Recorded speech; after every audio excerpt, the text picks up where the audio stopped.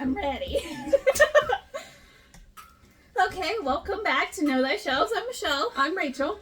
Nice to be back.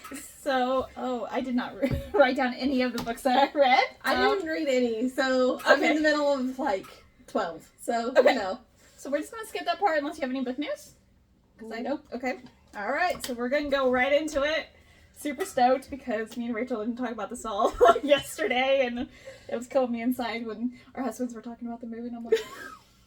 Because our husbands actually read this one. Yes, which was, I thought that was really cool. Like, my husband read it, your husband read it, so it was really fun, and of course Skylar's like, I gotta watch the podcast now.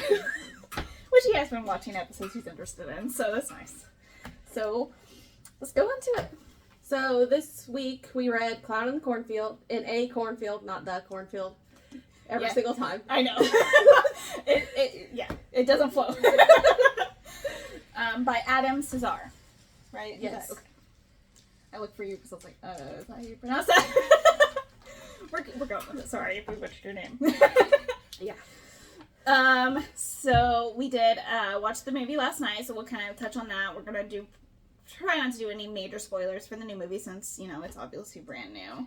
But we are going to spoil the book, so... Yes, so be warned. So, hopefully you watch it after you read it, or watched it, or combination of both. So, there's a lot that happens. I took some notes. I got characters this time. Okay, well that's good. That's good. Updated notes. Alright, so it takes place in Kettle Springs, Missouri. Small town, tons of cornfield, obviously.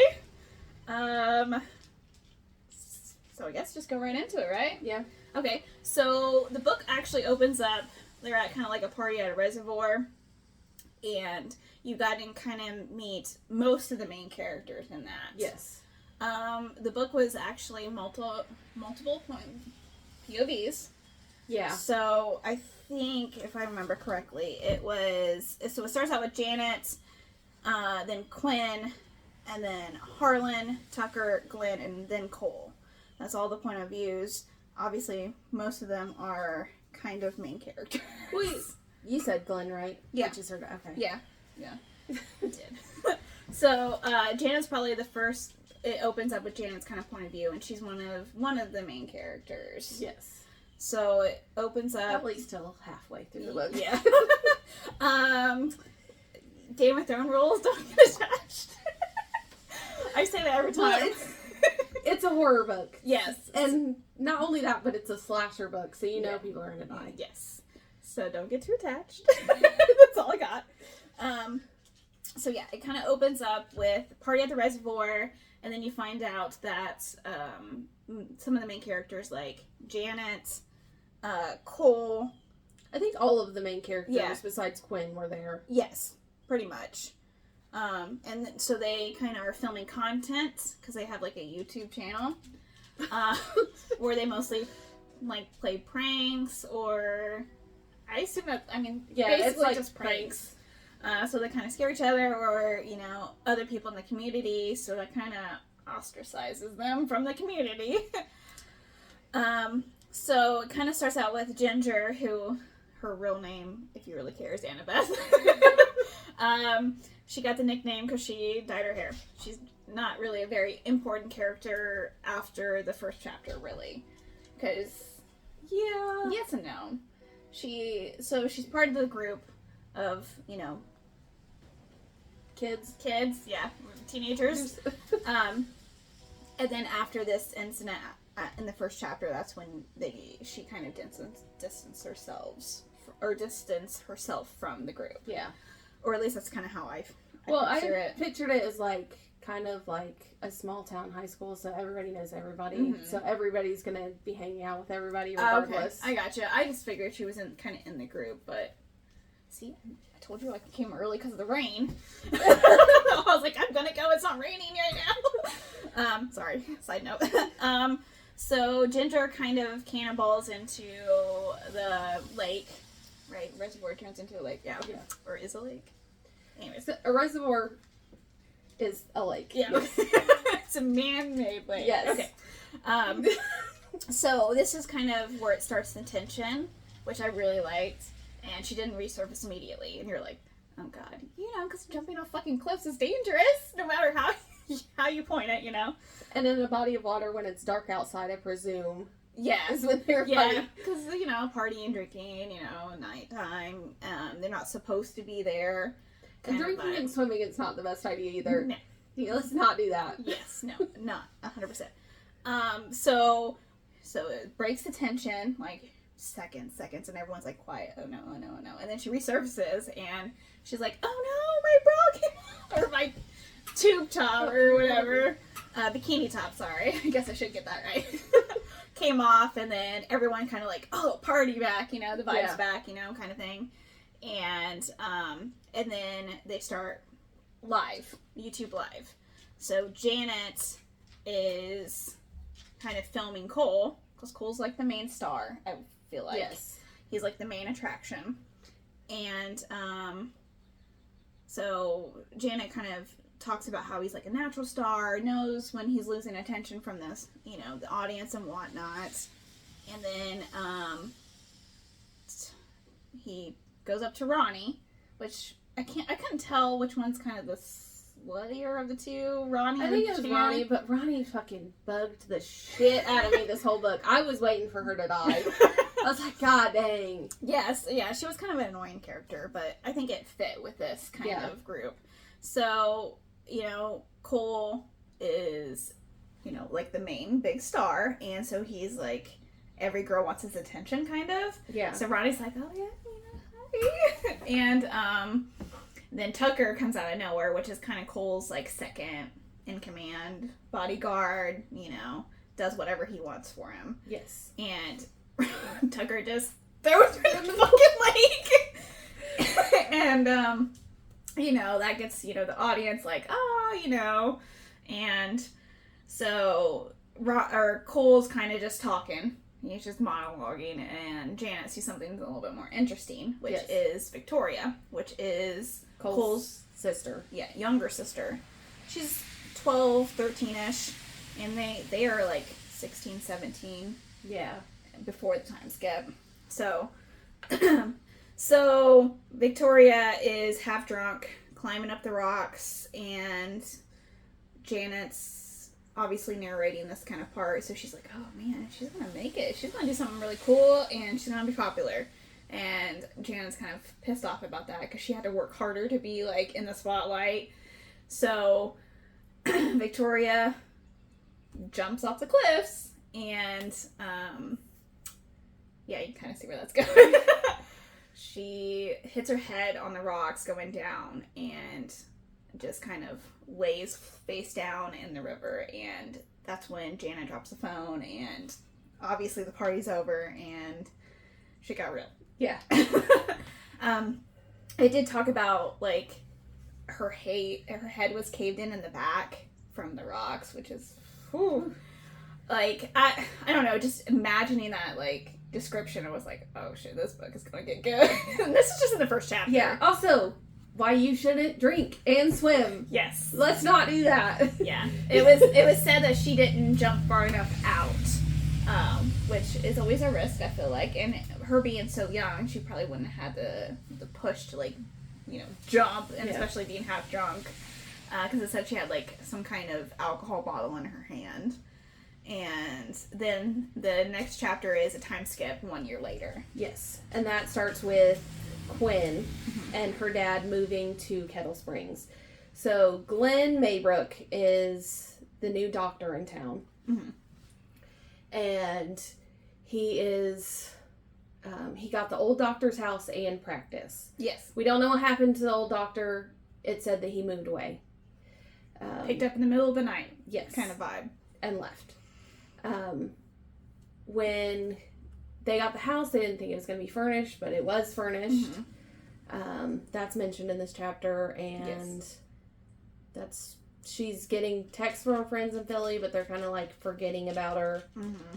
And she sees in her new bedroom window, she sees the Bay Pen factory, which looks run down, and a cornfield. And then the only thing that she can see, obviously, most factories or anything have like a logo on it, and all she can see is, I think, everything. Yes, she can only see the part clown. And the clown. Friendo. Friendo!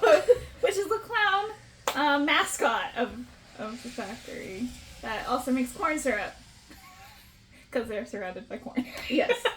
Which, smart on them. Like, making a product that, that you can't really get rid of a lot. Into corn syrup. So that was pretty genius, I thought. And then it kind of describes the clown.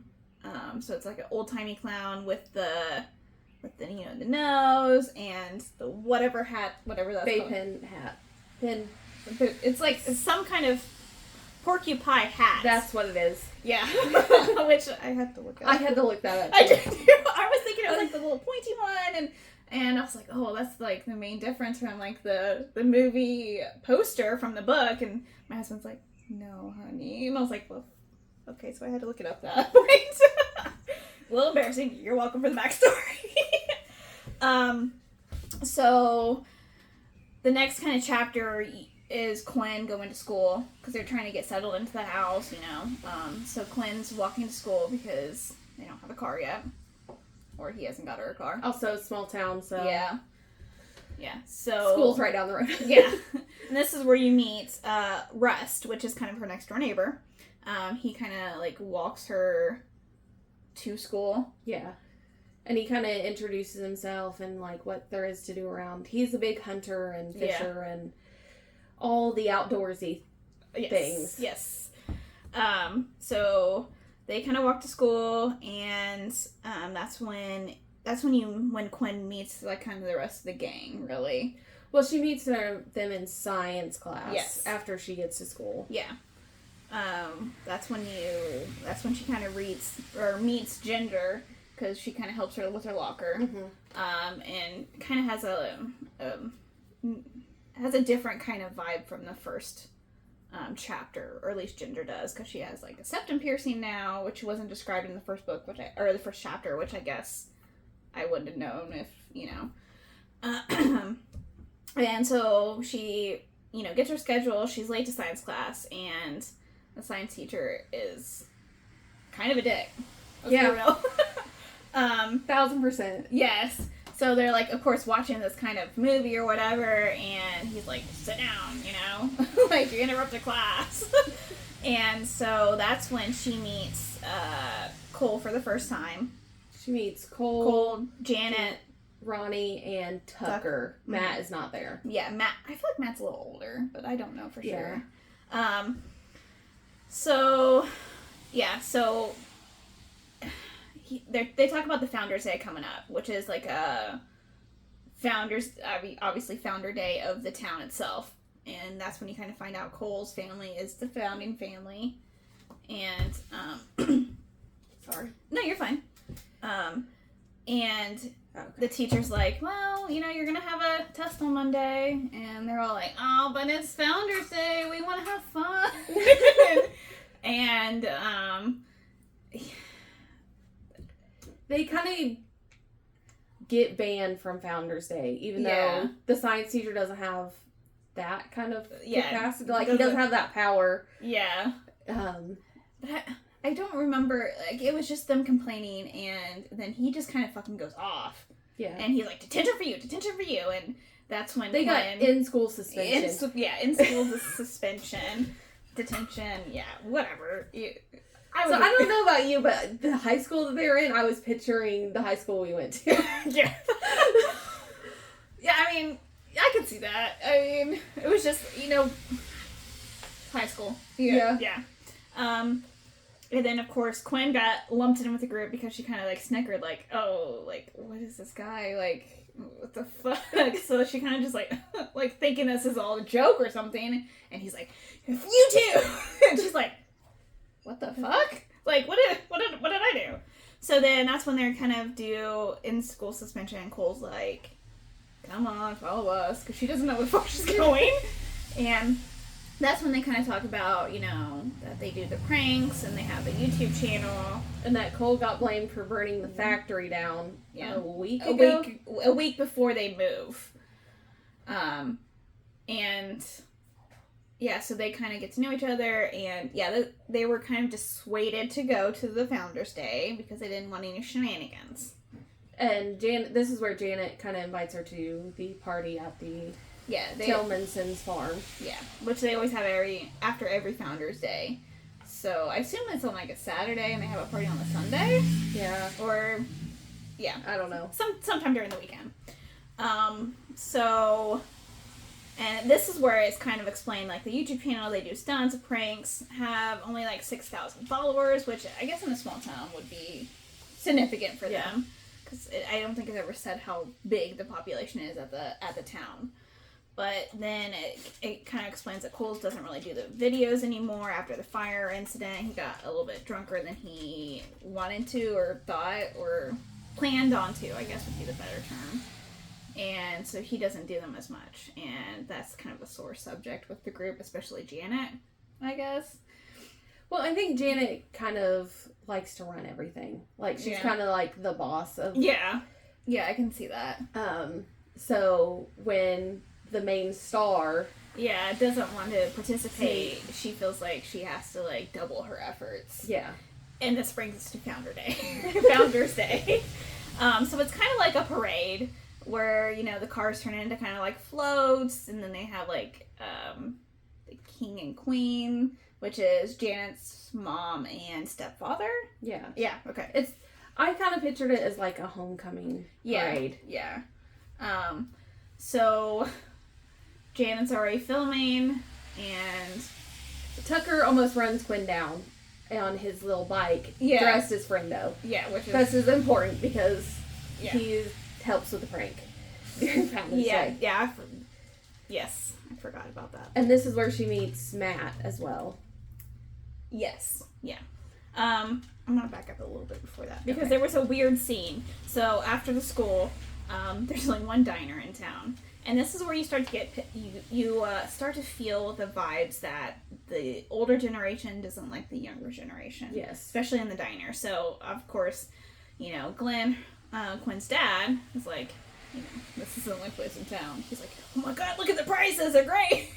Yeah, and he's also talking about his practice, like his new office, and how the old doctor left everything. Yeah, left everything. And he's like, oh, I don't have to buy this or that, you know, and he's like, that's kind of weird, you know, but hey.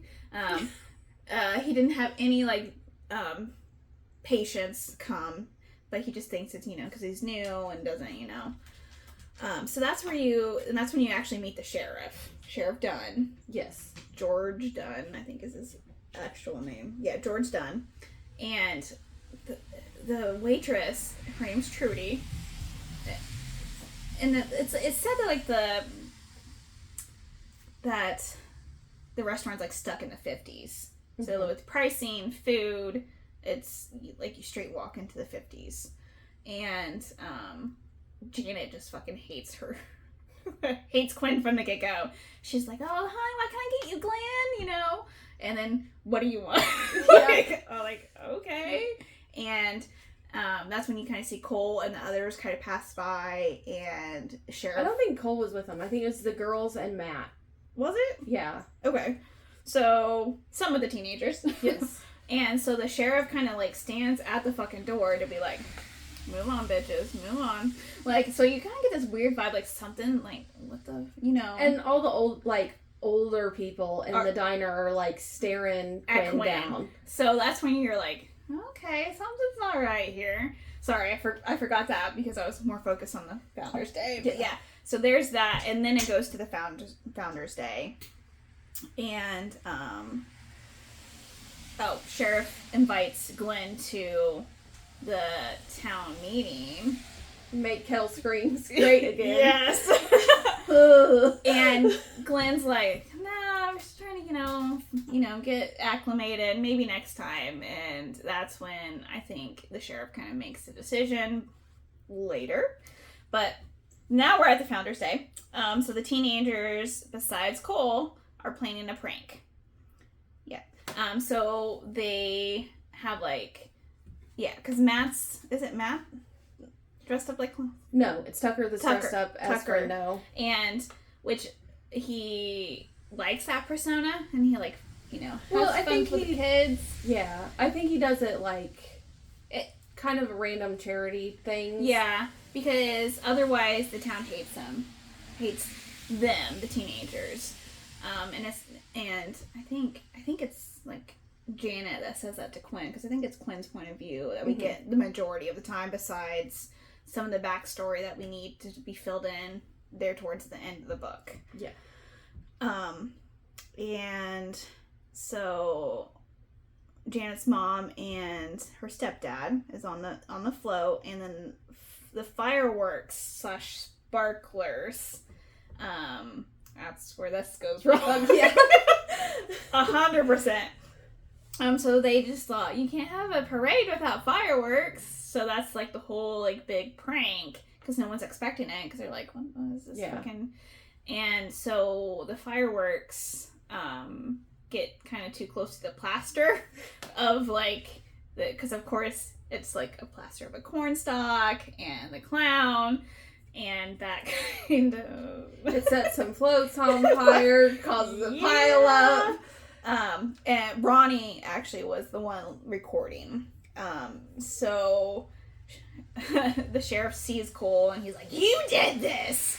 And like grabs him by the fucking neck. And it's said that the sheriff is like a big bulky guy. Tall, bulky, like bulk. And so, that's when the theater, the only theater in town that showed whatever, kind of went boom. And, so obviously he lets him go, and then Glenn and the sheriff and everyone tried to get people, and then so it caused a 4-car / float pile up, and some shit happened. I think only a couple people were actually injured. No one died during this. No. And so of course, this is where it all goes downhill from here, or at least kind of. So the town calls like an emergency town meeting, which I think you get one meeting before this with the mayor, which his name is Harlan. Mm-hmm. But in this meeting, Harlan is kind of losing the audience. Like, they're not listening to him. Nothing's going his way. He's like, shit, I'm going to not be the mayor after this. Yeah. He's like, he's worried about that. And so he's like, I'm not going to be reelected next term, which is like maybe 2 months away or something. Yeah. 2 weeks, 2 months away, something like that.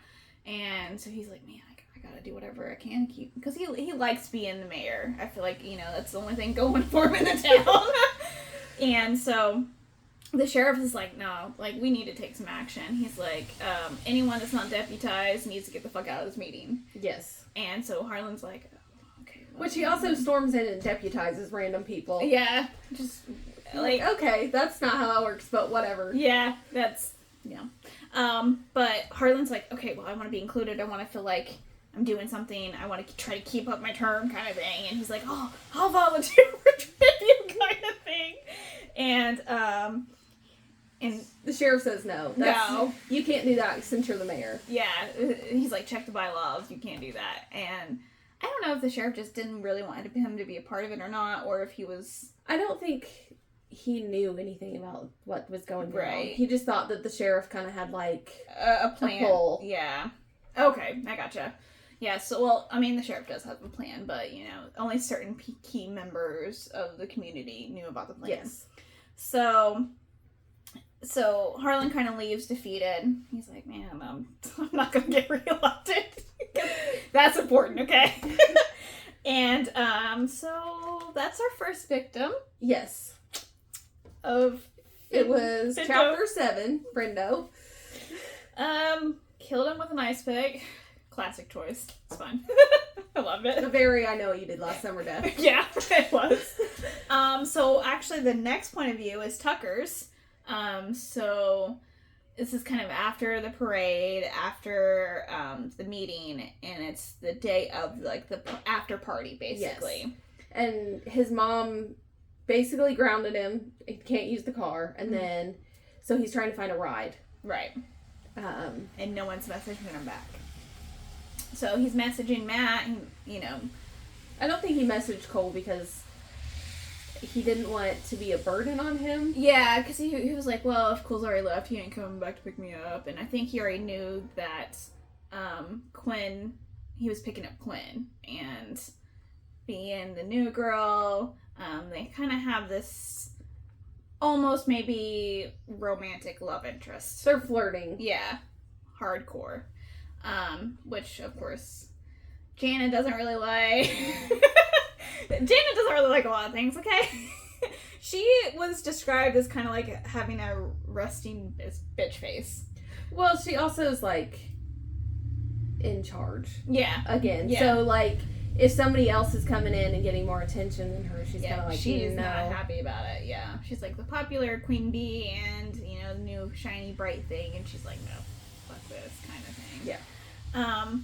So it's Tucker waking up at like kind of like a hungover from the Founders Day, which I didn't, yeah, they were drunk apparently. They're always drinking. You saw like Matt and Tucker like kind of passing back. Oh yeah, the tiny shot. Yeah, shots. Yeah. Like they had a gas station kind of drink, and Quinn's like, "Oh, that's weird. Where's our gas station?" It's just a passing thought. So he's trying to catch a ride, hitting up anyone, but he's home alone. So he checks outside. His mom kind of like took the car. So he's like, "Oh fuck, what am I gonna do?" Mm-hmm. kind of thing. And he checks the cameras. Yeah, I was going to say he checks the cameras because he wants to shoot some animals, which yeah, I don't know. Okay, cool. With the air gun, I should point out, I guess. I don't know if that's a good distinction or not. So then he sees a clown standing outside of his front door. And this is where you say, "Hell no, I ain't going. I don't care." Yeah, hell no, I ain't doing that shit. And the clown rings the doorbell, and he's like, oh, good job, guys. That was a good prank, you know, because they play pranks on each other, and they obviously are used to dressing up like the clown. Yeah. Or the mascot, I should say. Because you would have got me if I hadn't looked at the camera beforehand. Right, like, I'm like, I don't know. So he, like, goes outside, but there's no one there. So he kind of looks around, goes back in, and then, Friendo. Okay. Is standing in the living room, mud tracked in, and he's just like, guys, come on, like, I'm gonna have to clean that up. And he's still thinking it's all a prank. Yes. And so, you know, he was thinking he was holding a fake knife, and he's like trying to swat the fake knife, and then he finds out it's not fake. No. And so he kind of got cut, and he was like, so they kind of struggle, and there's victim number 2. Poor Tucker, sorry buddy. Poor Tucker. Didn't even make it to the party. No, didn't even make it to the party. And so I guess the clowns are kind of like have like that rubber kind of mask. Yeah. It's not face paint. Because that's why I was like, why is this? Like, I was confused about that part. So I was like, okay. So I had to like kind of go back and I'm like, no, not a mask or not face paint. Because I think clown, I think face paint, not like an actual like mask. So I was a little confused on that part. Don't worry, I fixed it. And then it cuts to Cole, Quinn, and Janet driving to the after party. Yes. Yeah. And then they see a friendo in the middle of the road, and Cole is driving way too fast. As one does on a country road with no other cars. Yes. And then he kind of like tries to stop, and he swerves into it, and it happens to be a scarecrow because it's Matt and Ronnie pulling a prank. Pulling a prank on them. So you don't really know what's a prank and what's not a prank until someone dies. Which, I mean, if you play pranks all the fucking time, yeah, it's gonna be like, oh, that's just a prank, or oh, that's a good one. Yeah. You don't really take it seriously at that point. So that's kind of the bad part. Where Ronnie and Matt change into the friendo costumes, because they were in a friendo costume the whole time. Yeah. Ronnie was like dressed up like as like a a sexy version of Friendo Mm-hmm. with like, you know, like a kid's kind of shirt that had Friendo on it. And then, of course, Matt was, like, dressed up in, like, the overall. And then, like, I don't think he was wearing the mask. I don't think so. I think he took it off because, obviously, he was drinking. But, yes. It was actually a prank by, yeah. And then, so they're at the party. And this is where they're at. It's like you said it earlier, the Tillmans. Yeah, what she said. So they obviously have a house. And then they have a barn, I would say like a mile or so away from their house because they have to like travel to their house later. So they have like a barn and kind of like a silo set up, and that's where the kids are kind of... And this barn and silo is not really being used. Yeah, it's not really... Yeah, it's kind of like run down. They don't really use it as much. And so they party there because apparently they always go on a vacation around this time. Like they take their RV and kind of go places. So... Cool. And so they kind of park, and this is intentional, which you don't find out until later, but they kind of park a little bit away from the barn in the cornfield. So that nobody knows they're there. So it's not, you can't see the cars from the road, but they kind of parked a little bit further away intentionally. You don't know that yet, but it's coming, sorry. So I just kind of picture it kind of like a regular kind of party. So they kind of had a DJ, they had lights, they had alcohol, they had like 20, 30 students there. Just like a normal party, high school party. I mean, trespassing, but pretty normal besides that, you know. And yeah, they had beer pong, dancing, and so Cole and Quinn go to dance on the dance party platform there. And then Ronnie kind of films a little bit for the video because they're still trying to do the video parts. And then Rust and Cole, like Rust shows up and him and Cole kind of have like a back and forth. Yeah. That's supposed to build tension. I think it was like a red herring for later. Yeah, because I was like, oh, that was a weird exchange kind of thing. And it's already kind of like, you know, Russ is kind of like awkward anyways when he was meeting Quinn for the first time. So it's alluded that, yeah, they do kind of have history. They used to be friends. And then Russ kind of separated himself, or Cole separated himself. It really wasn't said at that part yet. So this is kind of where it switches to Glenn. So we leave, you know, Quinn and Cole on the dance floor. Goes to Glenn, which is Cole's dad, or Quinn's dad. Whoa, we're not there yet. And so he kind of sees, like, hears noises outside, and he's just like, oh, those teenagers, damn teenagers. Yeah. Throwing rocks or something. And so then there's some kind of fire, and he's like, oh shit, I gotta put this out. And then he got hit over the head. Yep. And he woke up, and this is what's before he got hit on the head, and then whoever hit him on the head, because he doesn't see, asks, where's your daughter? And of course Glenn's out for the count at the moment. And then he wakes back up, and he's on a pile of corn in various stages of decay. So for this, I feel like it was part of, once you'll learn where it's from, but like it's where they shut down and they just left everything. Okay, that would make sense. So it's week-old corn. Well, the factory had fire. been shut down for a year before the fire. Oh, yeah, okay, yeah.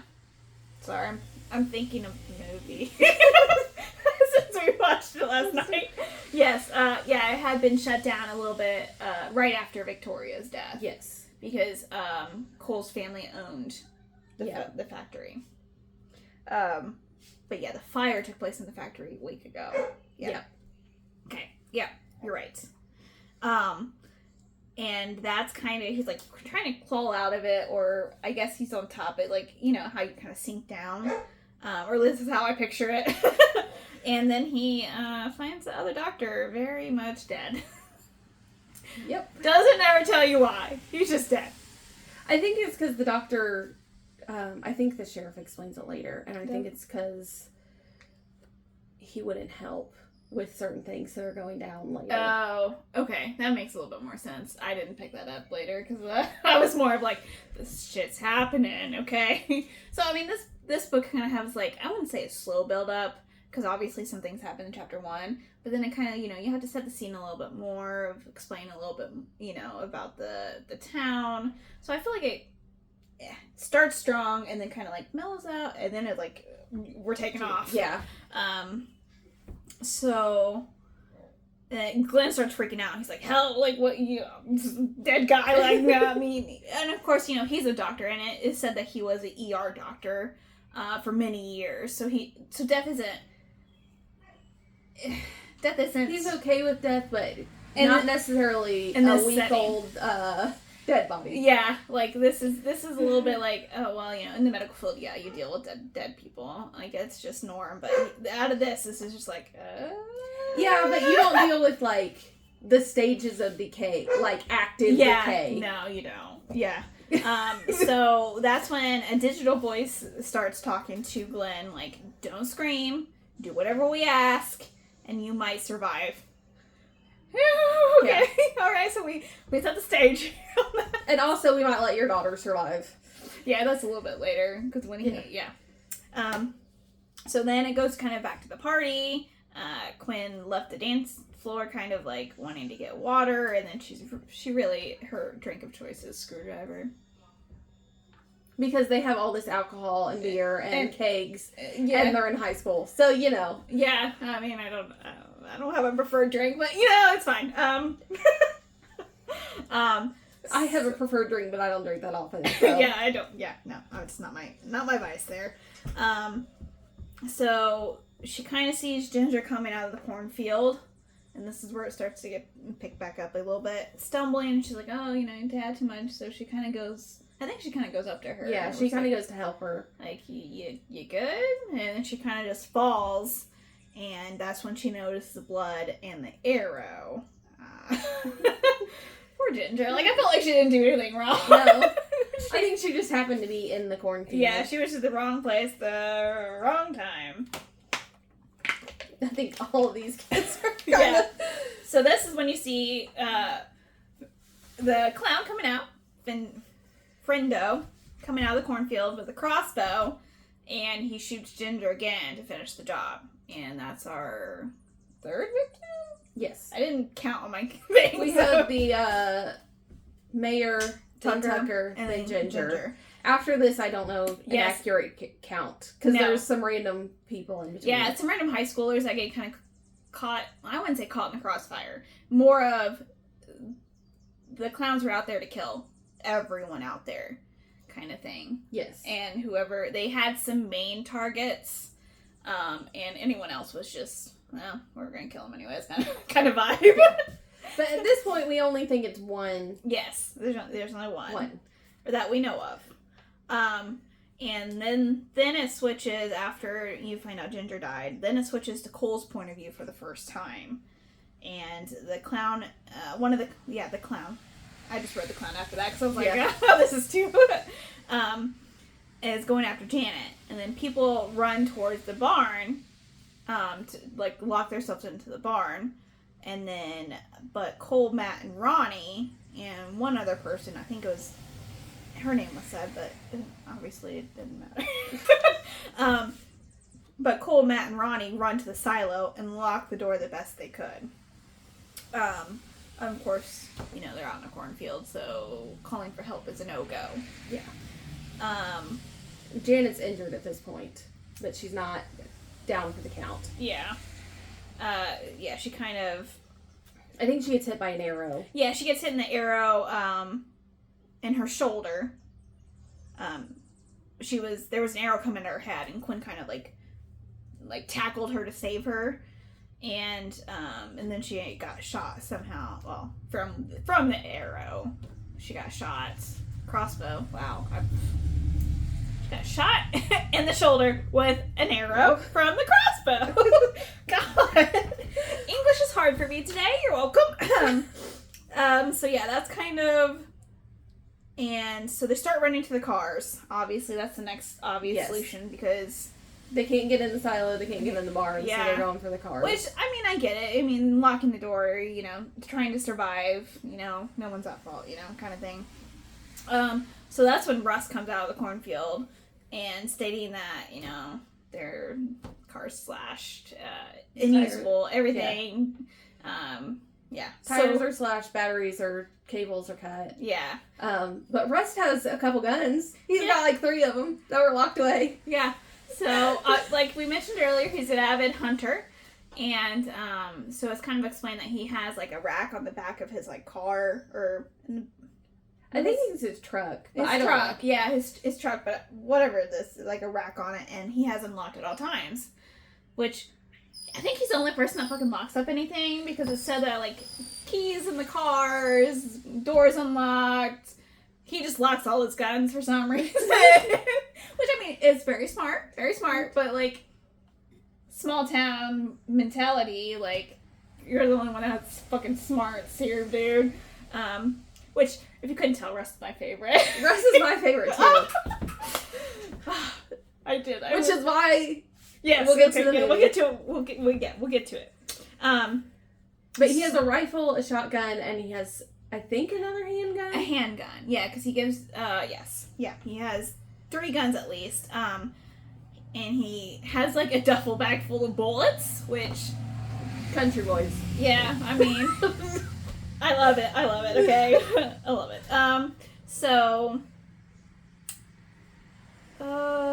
He gives Janet a gun to kind of feel more safe. Yes, but it was not loaded. It was not loaded. Okay. Because she was about to pass out from blood loss. She is just obviously delirious from blood loss. And then Quinn smells smoke. And it's the barn. It's the barn full of the kids. Which, yeah. And also, if I was the Tillmansons, or however the fuck you say their name, I'd be pissed. I would be so back pissed. And my barn's burnt down. Yeah, no, it's rough. It's a rough life, okay? And then later in their house, like, dang. I hope you have homeowners insurance. So Findo comes out, or Friendo. I can't say his name to save my life. The clowns, okay? Obviously the clowns set the barn on fire, and Cole's like arguing with Matt, mostly Matt, because he's the only one that really can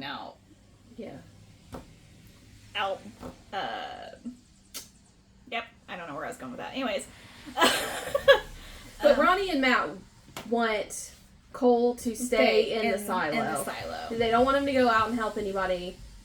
They're like, let's save ourselves over everybody else. And then, they want to survive. We have to survive to run the town, kind of thing. Yeah. And they mentioned that. And Cole opened the door because, like, I gotta do something. Like, I have to do something. Yes. I can't just sit here and watch people burn. And so the clown was standing right outside, and Cole just punches him, and okay, we're gonna close the door again. So that's kind of why they don't go out there.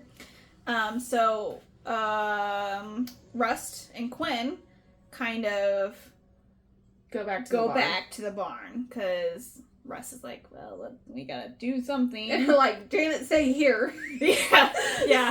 Janet was in no fucking down for the couch. She passed out. It's fine.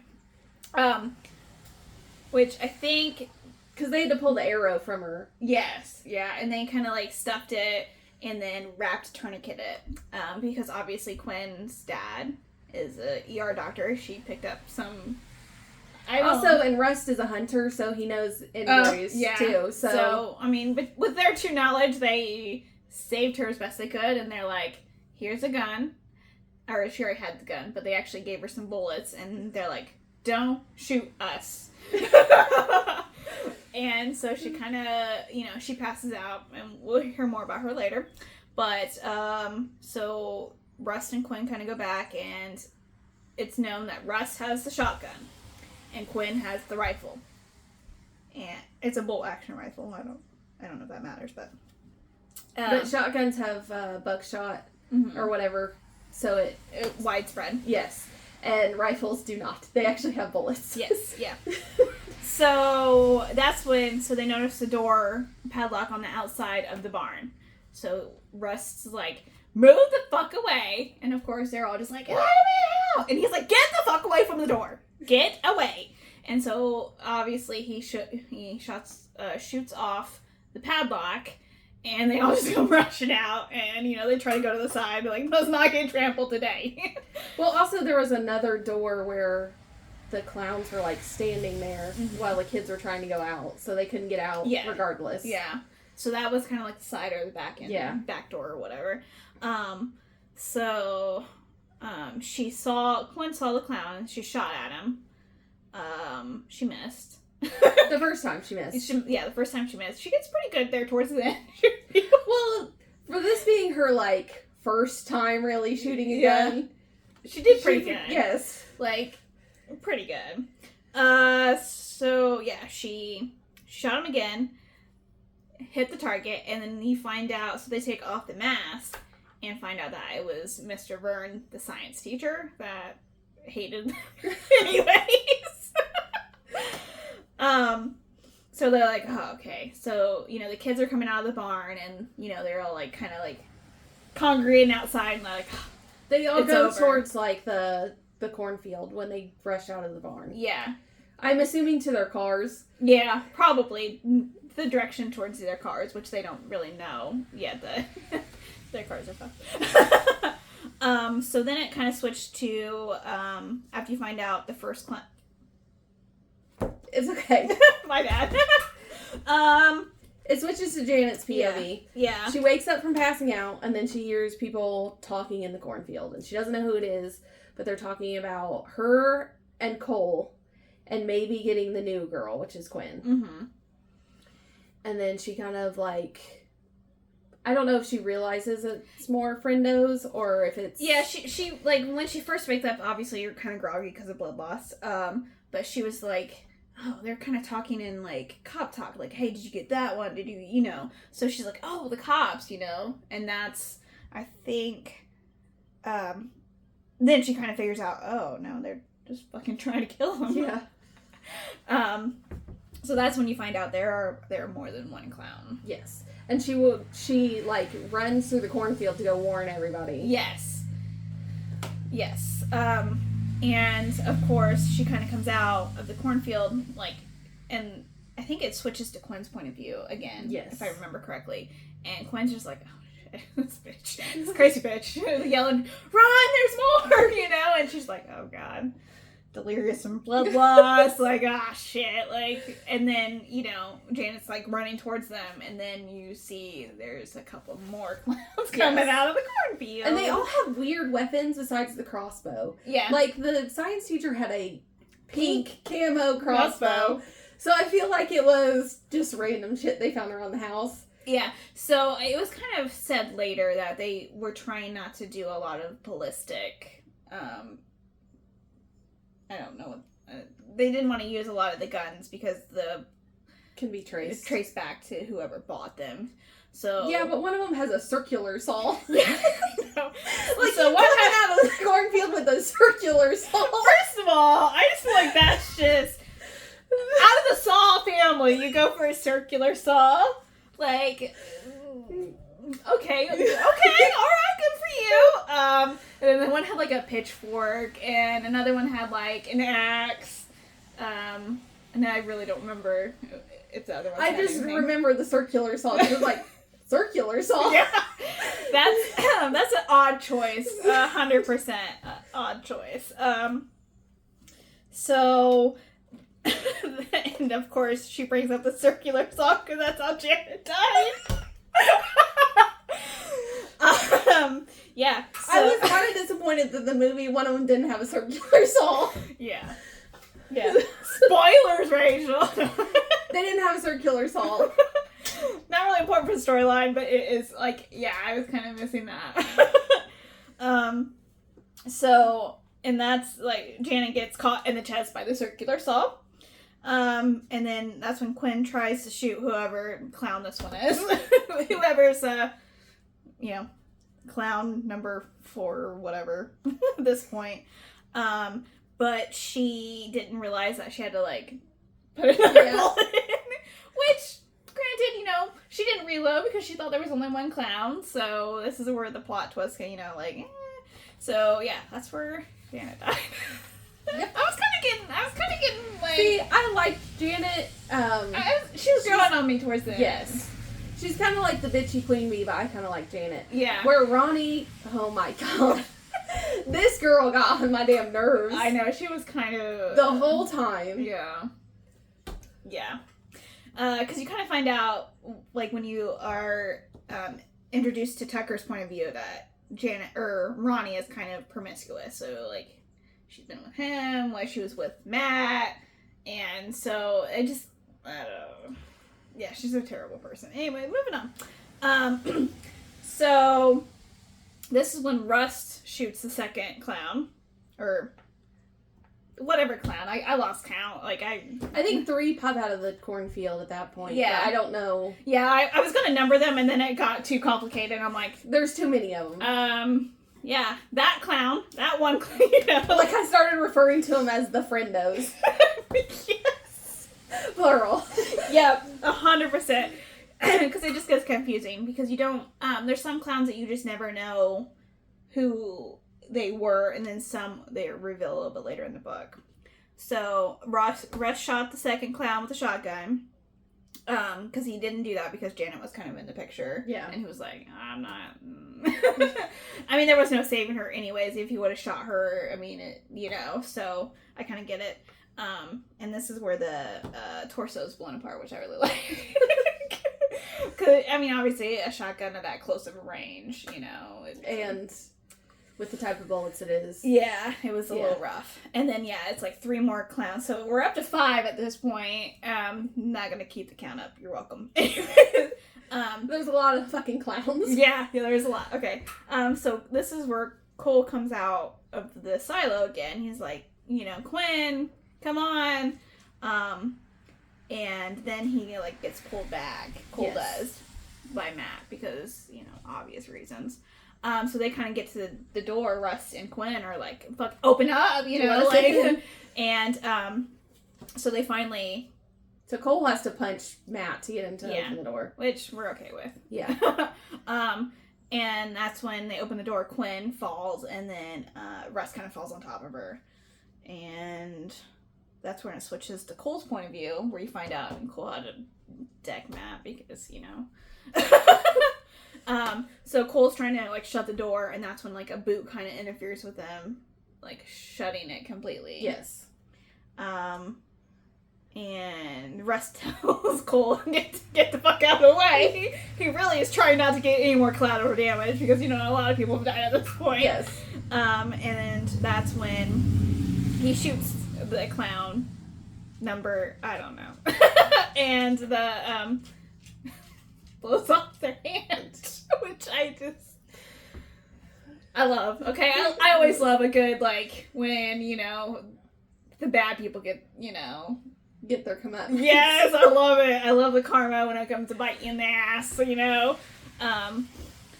And that's when you find out it's a woman's voice. Because she's screaming because she doesn't have a hand. Yeah, which kind of get. And then the clown with an axe tries to come in, and Quinn kind of yells, like, get the fuck back, you know, and that's when she kind of just starts shooting out the door, and they kind of back off because they're like, oh, okay, yeah, we're gonna give them some space a little bit and, you know, regroup here. Yeah. Which is, you know, probably a good idea. And this is when you find the ammo bag is not with them. Yeah, so this is where it gets a little silly, yeah. They have like 6 shots or something. Yeah, they don't have a lot left. So Rust coming to the rescue, like, he's a solid guy. Yes. So he's like, dynamite sticks, hey, there's a fucking conveyor belt, this is what we're doing.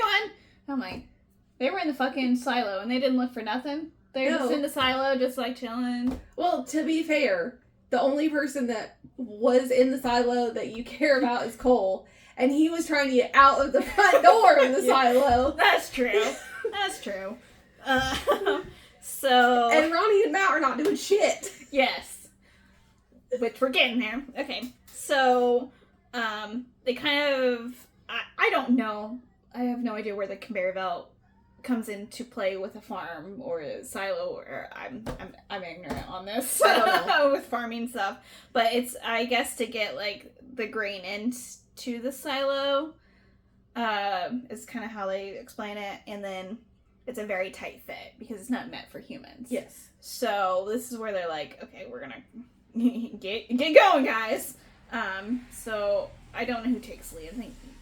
I think Ronnie goes first. Ronnie goes first, and then it's Matt, and then Quinn, and then Cole. No, I think it's Ronnie, Quinn, Matt, and then Cole. And then Russ is like, go on. I'm gonna light the fuse. I'll be right behind you.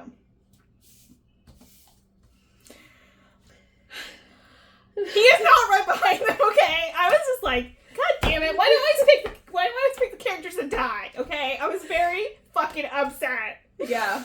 Because I was like, man, Russ saved them, and they're just gonna die right after this, is what I thought. And I was like, well, Russ isn't here to save the day, and they're all gonna die now. Yeah. Because the silo explodes. Yeah, and kills some friendos, and you think kills Russ. Yes. Rust, at this point. Rust. I want to call him Russ. Just without the T. Well, his actual name is Rustin, which is... We're gonna call him Rust, because that's better. So this is where it goes back to Glenn's POV. And, of course, the woman that doesn't have a hand. So he's just like... one of the friendos brings the woman down. The woman friendo... See, this is where it gets complicated. So basically they're like, fix it. And Glenn's like, this is a very unsterile, like, gross-ass fucking decaying corn with a dead body.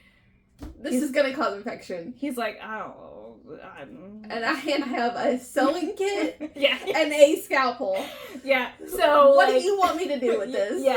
So he's like, you better do something. He's like, if you want your daughter to live, you better fucking try. And he's just like, oh shit. He's like, so I think he's already thinking, like, I got 20% chance that she's gonna live. Like, I think he's already doing the calculations in his head, because he's like, I don't, like, this woman's gonna get sepsis. like, there is no hope for this woman. Oh god. We got a home sewing kit and a scalpel, no painkillers. Yeah, and he's just trying to take, like, the shotgun buckshot out of her fucking arm, or out of her, like, stomp there, like, so, I just, at least get him out of the fucking room, like, come on. Anyways, that's my 2 cents, because I'm just like, what the fuck? Not a sterile environment. So this is it's kind of insinuated that, if you don't save her, that clown, then your daughter won't survive. And so this is, I kind of think, where he finds out, he either takes off the mask because she's having trouble breathing, or he pulls off the mask when she's kind of, like, unconscious. It's because she was having trouble breathing, and he said, like, if you want me to save her, I gotta take this off because she cannot breathe. Yeah. And then you find out it's Trudy from the fucking diner. She really does not like Quinn. Like, obviously not anymore now, because she thinks that Quinn's the one that shot off her arm when it was Rust. I'm not gonna tell her this, but so oh lordy. Yeah. Think about, so the speaker kind of was like, think about your next fucking move, doctor, because, because your daughter's not dead yet. And he's like, oh, okay, all right, I got this, like, maybe, who knows? He's like, damn it, I shouldn't have pushed her to go to the party. Yeah. New friends. Yeah, he's like, make new friends, go to this party, yo. And, yeah, he's really thinking, Lord. So then it kind of switches back to Cole, Ronnie, Quinn, Matt. So they kind of, get out of the silo, and, Quinn has a moment of, like, Rust! Which is what I was hearing in my head. Poor Rust. He's the best, and he doesn't deserve what he got. No, 100%. I agree with you, which is fine. At least in this part. Yes. So, they kind of get back to the road. And so they have a one, like, so it's a country road. No one fucking drives on this road, but there's one fucking truck. And it mentions that he's like kind of like a tweaker. Yeah. So obviously the guy in the truck was like, oh, they're playing another fucking prank. Don't fucking cry wolf so many times. You wouldn't have this problem. Anyways, so he's just like, fuck, whatever, I'm off, And Matt kind of throws a fit and kind of like drives him away as well. Yeah, because he like came up to the side of the truck and banged on it, and that's when the driver got scared. He's like, I don't like where this thing's going. I'm leaving. Also, they're screaming that there's killer clowns, and 2 of them are dressed like clowns. Yeah. Yeah. I don't blame the driver, man. I don't. I get it. Yeah. So that's when the sheriff shows up, and they're all like, fucking killer clowns, like, save us kind of thing. And the sheriff thinks, oh my god, they've been drinking, they're fucking crazy. And he arrests Cole. Only Cole.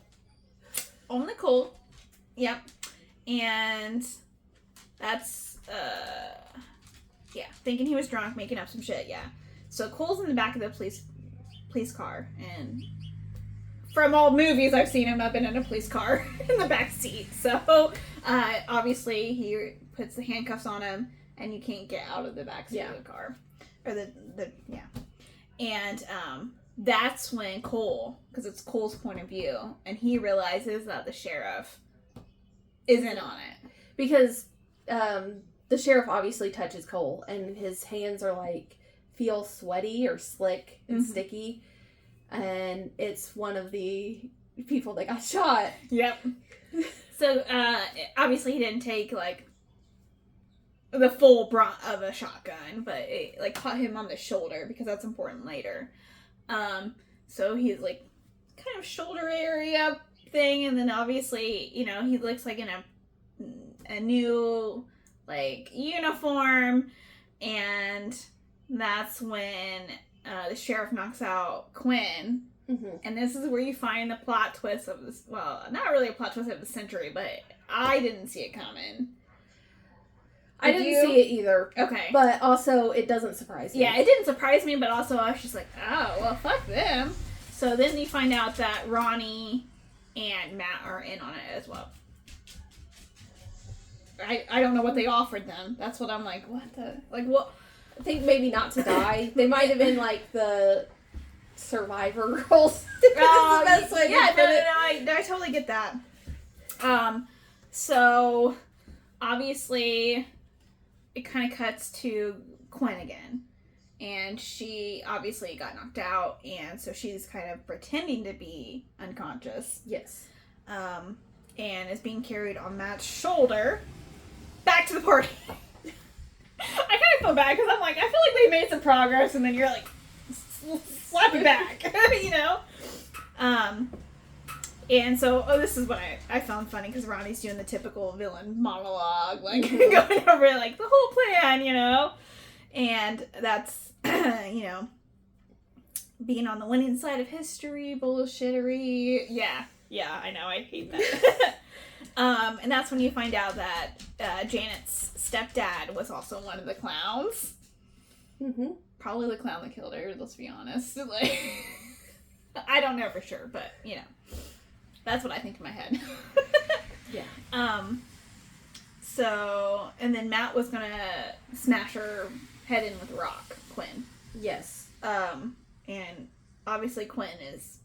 They're gonna make it look like Quinn was a part of it. She helped Cole. Yeah, like they were gonna make it in some kind of weird love triangle.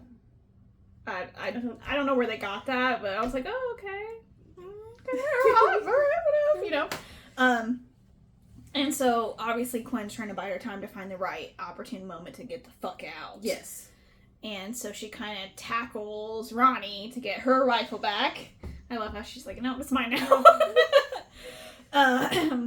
And then she gets away. She kind of just gets away at that point. And she books it to the farmhouse. Yeah. Or at least try...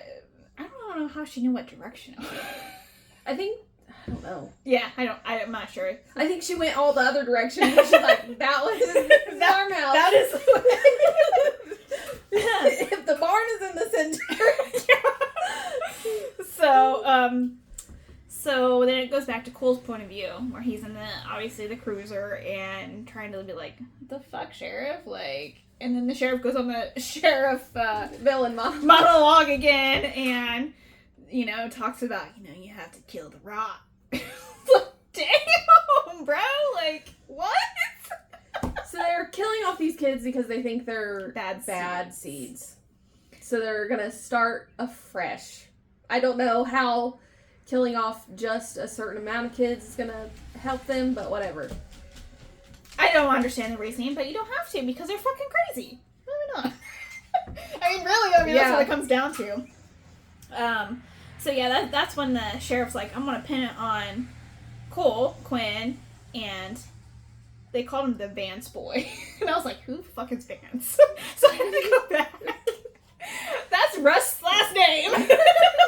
Because I was like, who the fuck is this Vance kid? I'm like, I don't know. Well, in some of the books, they use somebody's whole name all the time. Like her dad.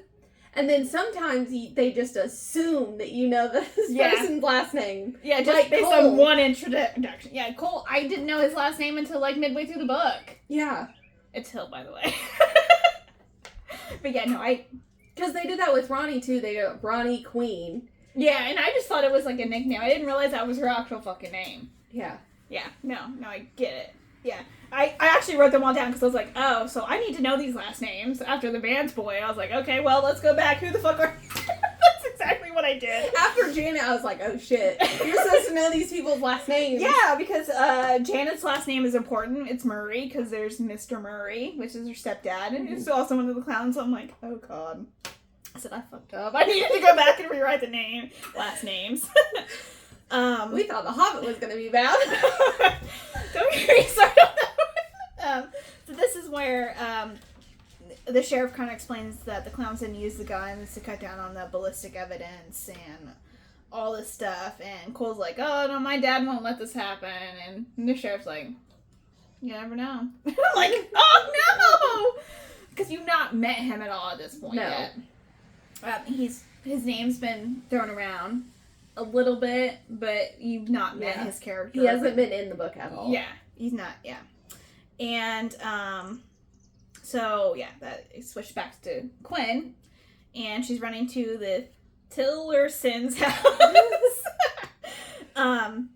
She makes it there, sees a truck in the driveway, and she's like, oh, I need to find the keys.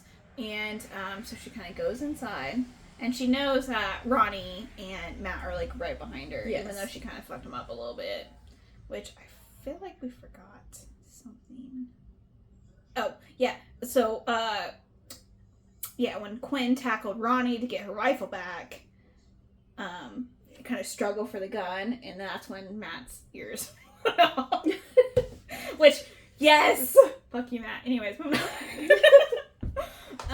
so obviously Matt's, like, not right behind her, but Ronnie is. So she kind of makes it there, and so she goes in and sees a clown sitting on the couch. And she's like, oh shit. Well, he did. Yep. He was one of the ones that got blown up. Yeah, got by the explosion from the silo. So, Rust, good job, guy. Solid, man. He got at least 5 of them, I think. Yeah, some kind of, yeah. So, she found the keys. And then Ronnie kind of caught up with her, and they kind of struggle making it into the bathroom, and that's when I forget how Ronnie dies. I forget how Ronnie died too. I don't think I wrote it down. A struggle. Quinn killed Ronnie in the bathroom with a cleaver. Butcher cleaver thing in the head. I think right in the head. Oh yeah. Okay. And then she said something that was important.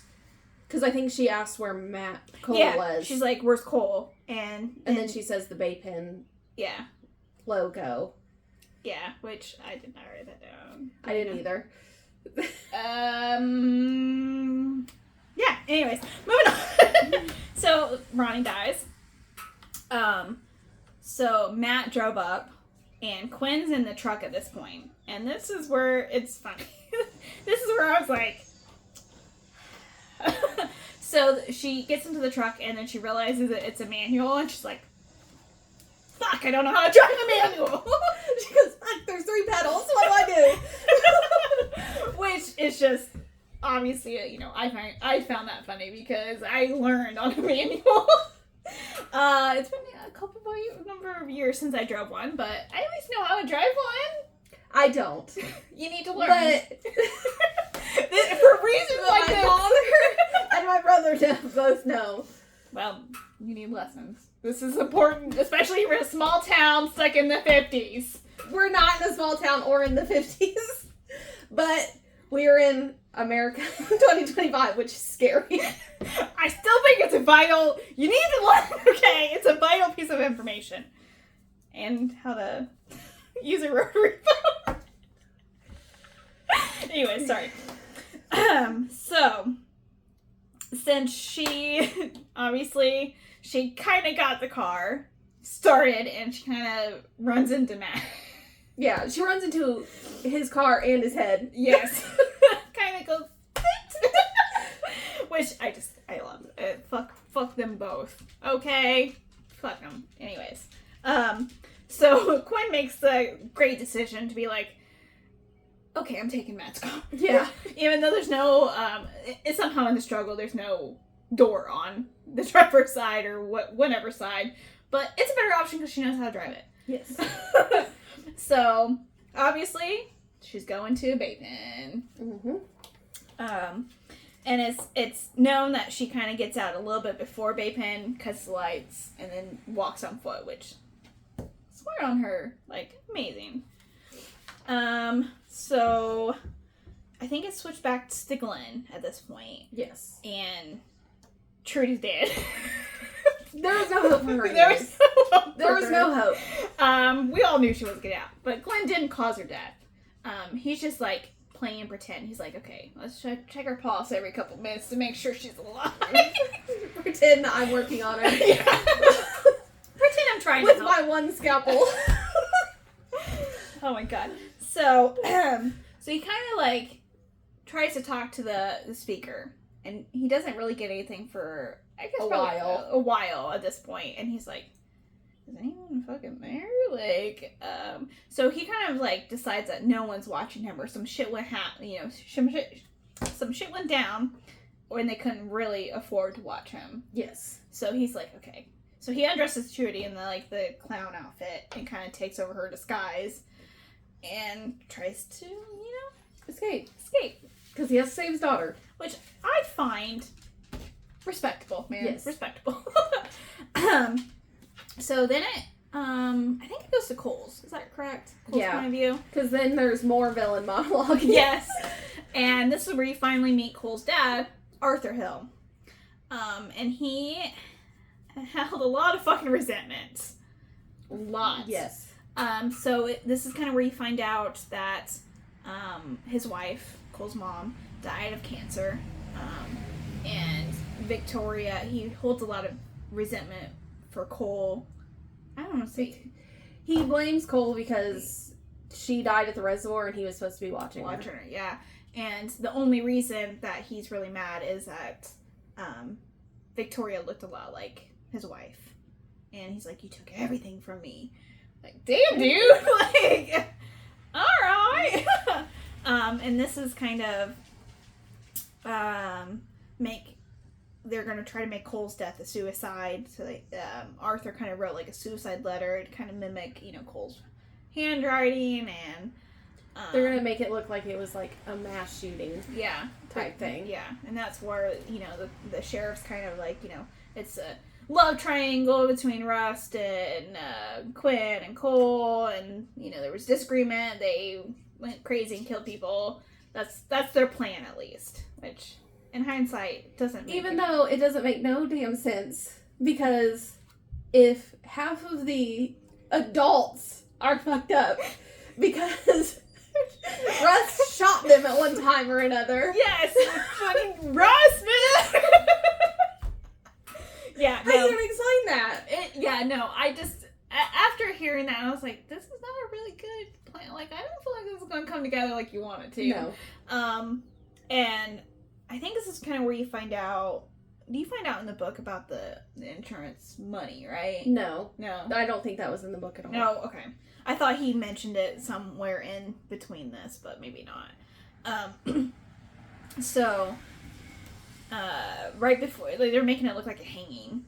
So they're in the bay pen, you know, where it all started, where, you know, he set the fire kind of thing.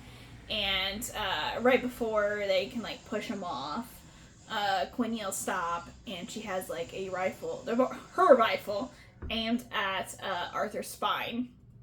And no hesitation, the fucking sheriff just shoots her. I'm like, bro, like, I thought Arthur and you were tight, man. And I think he actually clips Arthur in this struggle, right? Maybe, I think. Yeah, I think he somehow got some kind of injury. Obviously not enough to kill him, because that would make it too easy. Yeah. The sheriff shot him in the... I just didn't read further down. Yeah, he clipped him in the shoulder, and then he kind of fell on Quinn, and kind of, I think, passed out, or kind of, like, dead-weighted, you know, and Quinn's like, I'm trying to get out! Like, I can only imagine the struggle, because, you know, like... Yeah, I would struggle, like, real talk. All her energy is gone at this point. Yeah, and of course, you know, she has, I think, a couple bullets left at this point. I would say maybe 3, maybe 2. I'm not really sure on the count. But she doesn't have a shot because she doesn't want to end up shooting Cole. You know, good on her and Russ for good safety. Yeah. So... I think Cole kind of falls, but not fast enough, or... So, Janet's dad's leg gets caught in the thing. In like, the rope somehow. And it breaks both of his legs. Good for him! Like, I didn't even write it down because I was like, I hate this guy. But yeah, you're right. So that's why he didn't fall fast enough. And Cole's just kind of like, you know, dangling there for fucking dear life because, you know, it didn't break his neck. So there's that. He has that going for him, guys. So Cole finally managed to just shoot the sheriff in the stomach. And then a red truck kind of crashes in and kind of gets the hood under Cole's feet. So he kind of like, you know, not struggling to breathe kind of thing. And this is when you find out Russ is alive. I was like, yes! I was so happy because he was my favorite. Yes. So I was like, yes! I mean, he's a little burp, but it's okay, guys. It's fine. It's okay. He's a good guy. Yeah, so, and then the sheriff is still kind of engaging in a gunfight with Quinn. And then Russ kills Mr. Murray. Yes. And his broken leg. Yeah, it's fine. We don't care about him anyways. And then, finally, Quinn kind of shoots the sheriff in the head. And then this is where you find out that, so they get Cole down, and then you kind of find out that Russ and Cole are lovers. Or were lovers. Now lovers again. Let's, you know, this reunited them together again. They're boyfriend and boyfriend. Yeah. Which... I didn't see coming either, but I was just like, you know, I like Russ. I don't care. Like, I'm good. I'm happy he's alive in this one. I don't care if he's gay or whatever. Somebody's got an HEA. Yeah. Someone has to get together at the end of this book, okay? Like, I needed that. So this is where Clint shows up in the fucking clown outfit. With his one scalpel. With his scalpel, man. And, Quinn, like, goes to shoot at him, but luckily she's out of bullets at this point. Because I think if she had bullets, she would have killed her dad. Yeah. So I'm glad she didn't. And then it just cuts to 2 months later. So you kind of find out, this is where they kind of wraps it up kind of thing. 20% of Kettle Springs' population is either dead, in prison, or moved away. Which I don't know how. I don't imagine to be in a small town they had a big population to begin with. So this is some shit. Yes. This is where you kind of find out that 12 Friendo's wannabes that they knew of. So there was 12 of them. Plus Arthur and the sheriff, I think. I don't know if that was included in the count or not. I don't think it was. Because I wrote the 12 down too. Yeah, I put 12 Friendo wannabes that they knew of, which obviously leads into the second, third, and fourth book. And then you find out Glenn's gonna run for mayor. Yep. Good on him. I think he's a shoo-in. You also find out he's running uncontested too, but it's fine. Russ getting treatment for his burns. Cole kind of gained some weight back because, he was kind of an alcoholic. Yeah. After, he kind of, obviously felt guilt About his sister. and then, Everything. Yeah. So he's looking a lot healthier. And then, of course, there's a epilogue. And this is Arthur's point of view, which is the first one ever. Yeah.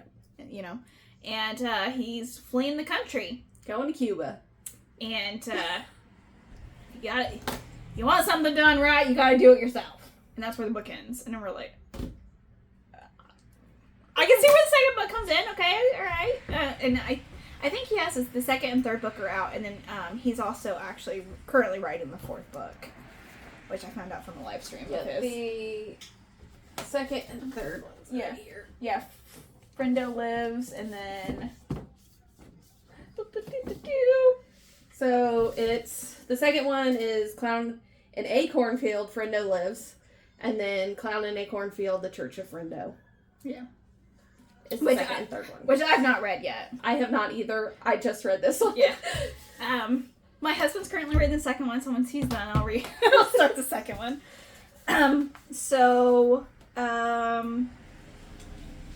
You want to just go on to the comparison of the movie? Yeah. And then go over ratings altogether? Yeah. Okay. So we're not going to, like we said in the beginning, we're not going to do a lot of major spoilers for the movie since it is so new. Try to give you guys a chance to see it before we ruin a lot of the differences between them. The plots are similar because it's based on the book, so... Yeah, it was actually very similar besides one, maybe two major plot lines that were different, but I feel like it kind of worked with the movie portion of it. The father was a lot more involved in the movie than he was in the book. So I think he was... Or you see a lot more of him. Yeah, I think he was better in the book, to be honest with you, because he was less like, you can't do this, you can't hang out with these people, and he was more supportive of her, like, understanding of, like, she's new, she needs to make friends, and all this jazz. Oh, I was talking about Arthur. Oh, yeah. But that father, too. Yeah, no, I guess I didn't explain, I'm sorry. Yeah, Arthur's a lot more in it, but yeah. Glenn was kind of more stricter. Yes. But the movie felt a little bit more rushed than the book, yes. too. So I felt like you had to, like, build that dynamic, kind of, too. Jack in the Box, Clown in the Box is only in the movie. Yeah. There's nothing in the book that suggests that they have, like, like, little and then pops out, which is Friendo the Clown in the movie. That was not in the book. And then some of I feel like most of the characters were really on point with the description from the book. See, besides Janet. See, I felt like really, Matt and Tucker should have been swapped. I can see that. Matt in the movie is more like buff and like more like of the jock stereotype. Yeah, and that was more of Tucker's. Yeah, because he was like the linebacker, and yeah, I gotcha. I felt like they were I felt like I could picture him. You know what I mean? Yeah. The only difference was Janet wasn't Asian. Yeah. And then Ronnie was black in the movie instead. But I don't know. If she was black in the book, I didn't say. Yeah. And then the end of the movie was different from the book. That's all I'm going to say on that point. Yeah. Well, the beginning of the movie was different from the book, too, because they started in the year of our Lord 1991. Year of our Lord. Yes, that's true. I was more focused. Yeah. Yeah. Yeah. So the beginning and the end were really in line with the book, but I felt like the main plots were pretty much in line. Yeah. And I felt like the sheriff wasn't a good cast. No. I felt like he needed to be a little bit more buff. Like, I feel like they could have swapped Arthur and the sheriff. Or just got a different sheriff. Yeah. Because the sheriff in the movie was more tubby. I wouldn't say fat, but I pictured more 6 foot, broad shoulders, like your butt. You know, like that's how I pictured, because that's how it was described in the book. Yeah. Yeah, that was the major kind of plot. Also, it doesn't help that guy was on Mad TV, so I didn't take him seriously at all. Fair enough. But I felt like they got the vibe of like the older generation hating the younger generation, 100%. Yeah. Besides, since we're not going to go more into the movie, because obviously spoilers, but yeah, I felt like it was decent. It was, so if you haven't read the book, and you're going to go see this, you like horror movies, I would say have lower expectations if you are a big horror fan, because I feel like this is going to be more intro to horror. It's fun. It's not anything groundbreaking. It's not elevated horror, as you want to, so to speak. I agree with that. It's a slasher movie. Yeah. Some funny comedy parts, some tropes that, were like, Yeah. But yeah, I agree with you. It's more of it. And I feel like the book is too. It's borderline young adult. So horror. The book is young adult. Oh, is it? Yes. Okay. So yeah, it would make sense why it reads less graphic, I guess. Yeah, I get that. I guess I just didn't realize it was a young adult. Yeah. If you want something like this that's more adult, try the Indian Lake trilogy by Stephen Graham Jones, because they have kind of the same feel. You also get more of the gore, and you get more horror trivia, I guess, in these books. Okay. But yeah, I found the movie enjoyable, and if I hadn't read the book first, I still would have enjoyed the movie. Yeah. So, it was still good. It's just like, if you are an avid horror watcher and you watch every horror, which I know you and Kyle are very. It's very entry level, which is fine. Yeah. It was nice and enjoyable. It was fun. So since we're talking about the movie, you want to go overall movie rating? Overall movie rating, I'm gonna give it a solid 3. Like, it's good. It's not anything that I'm gonna like. I would recommend this for beginning horror watchers. I gotcha. I gave it a 3.5 because it's a slasher, which I like slashers. Obviously, we're Scream. But I just found it like comedy. There's a lot of like funny tropes in it that I was just like, I don't know, that just like hit me in my funny bone. I was like, yes! Like, I needed that from like either the book pulled into the movie or just a running joke in the movie, which there is a couple. That's why I gave it a 3.5. Yeah. I think overall the teenagers that were in this book movie did a really good job with everything. Yeah. There was a little weird casting from the book choices. To the movie. No, I agree with that. Yeah, there were a couple. Compared to the book, I was gonna give it a 3.5 because I felt like there was only one major plot twist from the book's plot line to the movies that I didn't see, but I still thought it was pretty good. Yeah, it's like I felt like it had everything besides the opening and the ending, and then the one main, which I know you know what I'm talking about. Yes. So I thought like I felt like, yes, I would have liked to see the reservoir scene, but I felt like they still kind of they touched on it, so I felt like it was still a part of it. So yeah, I'd say 3.5 compared to the book because it's pretty much the book. Yeah. There's 1, 2 kind of changes. There's 1 major change. Yeah. Like, but I think it fit with the movie, so yes. that's why I thought it was a really good adaptation. So overall book score, I would give it a 4. I really did enjoy it. It was a little bit more of the younger adult side of horror, but I really did. I enjoyed reading it. Yeah, I gave it a 4 as well because I had a fun time with it, Yeah. and it wasn't at a 5 for me, right? Yeah, no, just because it was a little young adult, but it's supposed to be young adult. Yeah, so I can't Yeah. I've read better horror that it was 5, right? Like that's similar to this, so it's 4. Yeah, so but it was a good time. Yeah, I enjoyed it. I mean, both of our husbands have read it, and so like I was just like, I guess I pulled that into my rating because I was like, it's the first book that my husband and I've actually read together. Well, not really together, but he doesn't read, so I'm like, I'm really happy about it. Yeah, this is the first one that me and Kyle have both read since probably 2013, 2014. Oh wow, okay. Yeah, Kyle don't really read the same kind of genre you do.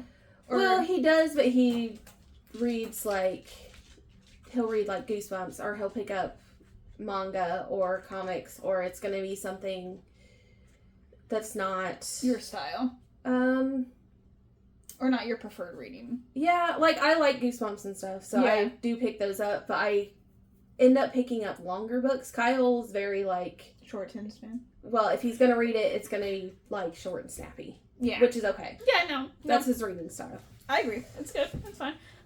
Scary score, I'd give it 2.5. It wasn't, there wasn't a lot of gore. I mean, obviously, people's hands got shot off, so there was some scary parts in it, and obviously people died. But it wasn't, I wasn't scared. It was more of, anticipation, oh, what's happening next? Mine's gonna be a 2, because there are some scary factors in it. Obviously, if you're afraid of clowns, I am not afraid of clowns. I mean, I'm not afraid of cornfields. I live in Indiana. Yeah. No, 100%. So. No, yeah. I mean, I gave it a little bit higher score on the scare score just because of the hand. Because I feel like that can traumatize people. Yeah. Not me. And I felt like slashers aren't really scary at this point to me. They're too, yeah. I get it. They're just a fun time. Yeah, no. I did enjoy it. So I think that's Clown on a Cornfield. Yes. I hope you guys enjoyed it. So we're gonna go over The Hobbit. I have 2 copies. Next week's book. This one doesn't have a title on it, but it has the J.R.R. Tolkien symbol on it. Yes. But it is The Hobbit. I have 2 big copies. Which, I mean, it's one of your favorite ones, so, I mean, I can kind of get why. So this is, the granddaddy of fantasy. So this is, where everything pretty much started. Yes.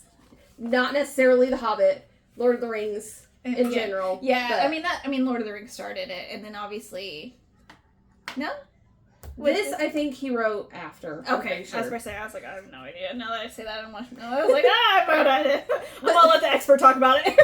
But The Hobbit is a children's book, is advertised as a children's book, where Lord of the Rings is adult. I gotcha. Okay. Which we'll talk about The Hobbit next week. Yes. So these are going to be our June books. So we have... For June, where our fantasy pick is this our fantasy pick? No, that's a romance one. This is our romance one. This is sci-fi. Oh yeah. Yep. Our romance pick is Song of Achilles by Madeline Miller. And then our sci-fi pick is Gideon the Ninth by Tamron Murr? Yeah. I'm terrible with names. I'm sorry in advance. I didn't check that one, so that's probably not how you say her name. Our horror one is Manhunt by Gretchen Fletcher Martin. I gave you the harder one. I'm sorry. And then our fantasy pick is God Killer by Hannah Kaner. That one was easy. I'm sorry. I gave you the hard one. So, hope you join us next time for The Hobbit. And then, of course, if you want to pick up the June books and read them along with us, please do so. Also, follow us on our Facebook because this Saturday we are having a Hobbit Day Hobbit movie marathon. So we will be posting all day. Yes. We're gonna eat like hobbits. Obviously, probably not as extravagant, but yes, we're gonna do that and kind of compare. Obviously, this month we're doing the comparison between the book and the movies. So so that'll be interesting because I've never watched the Hobbit movies. I've seen all the Lord of the Rings movies. I haven't watched Ring of Power, the show. Okay, yeah. So it's going to be a new experience for me. And so forgive me if I butcher everyone's name. Alright. This one's not as bad. You say that, but we have 13 hobbits. Not hobbits, dwarves. I have no words. So next week. So I hope you join us. Don't forget to follow us on Facebook or Instagram. Yes. My Instagram is Ray's Pretty Pages. Yes, and she does most of the actual Know Thy Shelf posts. I just collab. Yeah. So, but definitely check out our Facebook. Everything's linked there. So, hope you join us next time. Bye. Bye. Good thing I